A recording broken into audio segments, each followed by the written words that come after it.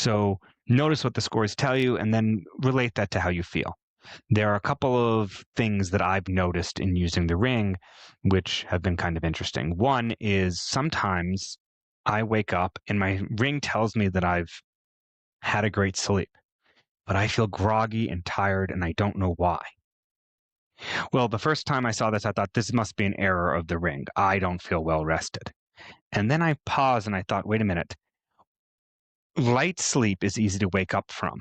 Sometimes when you wake up from REM sleep, the rapid eye movement sleep, it can just take a while to wake up.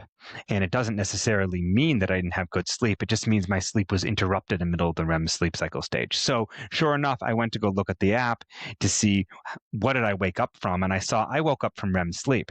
This means I did have good sleep this past night because the ring was showing me that I did.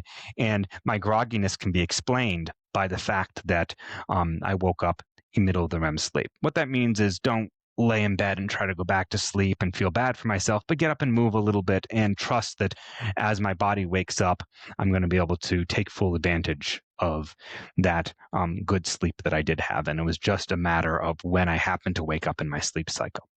So we're cycling in and out of deep sleep, REM sleep, light sleep, and actually it is normal for us to wake up once or twice a night. That's part of a normal sleep night. Additionally, I would argue that it's normal to have naps and segment out our sleep, but that's a topic for another video. You can check out my videos on napping somewhere else. And the Oura ring is not always the best at capturing the naps, as we said. But for me and for most people, and everyone's got their own individual sleep patterns, so that's what you would learn by looking at your Oura ring. But for me, most of my deep sleep is in the early part of the night, and most of my REM sleep's in the later part of the night. So when I start having deep sleep deficits, that means I should probably go to sleep a little bit earlier, or I should try to not eat too close to bed and some of those other things, because that's actually going to help my deep sleep, that initial part of the night, having more deep sleep. Later in the night when I have REM sleep, a greater ratio of REM sleep, that needs to be treated a little bit differently. I have found for me, if I take a nap later in the day, that nap is rarely going to give me REM sleep, but I might get deep sleep out of it if I'm tired. So if I have a deficit in deep sleep, and I can make up for that deficit later in the day with a nap. Here's a scenario. I wake up in the morning and I look at the clock and I realize I'm awake. I could get up and do some things, but I actually have a little bit of time. It's a day that I could sleep in if I want to. And here becomes the choice. Do I get out of bed, or do I catch an extra half hour, 10 minutes, whatever it might be, of sleep?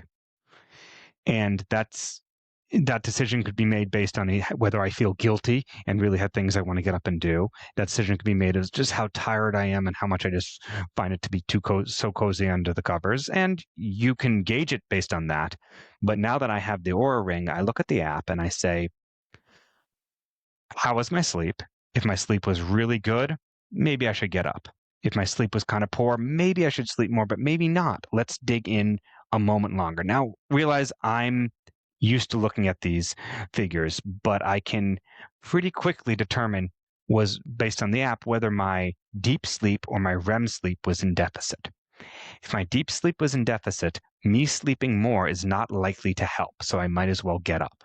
If my REM sleep was deficient, then it's in the morning when I am likely to be dreaming more, that later part of the night we talked about. I should actually see if I can take more sleep now, because that's an opportunity to get more REM sleep and correct some of the deficit for the night. So again, for me, and this is not the case for everyone, if I have a deficit in deep sleep, it's better for me to wake up now and go take a nap later in the day to regain that deep sleep. But if I have a deficit in REM sleep, it's better for me to sleep a little longer and get that extra 10, 15 minutes of REM sleep. That could make all the difference. So I got the ring in order to better understand sleep for myself, and as a metric for recommending it to clients,